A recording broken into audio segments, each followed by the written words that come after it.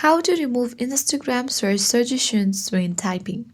So, first of all, launch Instagram application and make sure to sign into your account. Instagram search suggestions can be frustrating, especially if someone you don't want to see keeps popping up, maybe an ex or for any other reason. Here is how to remove. First, click on the search icon at bottom left corner to open the Explore page. Now, tap the search bar at top of the screen and type in a word. For example, Paul. And then you see the list of users.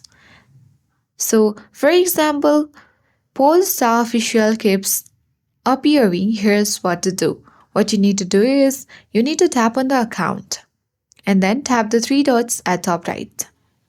And here you will see the option to block. Tap block and then confirm your decision. Come back and then you need to come back. Tap the search bar again and type in Paul again.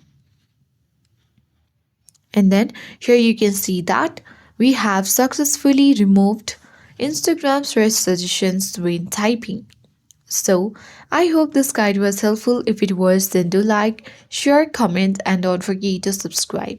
Thank you for watching, and I'll see you in the next video.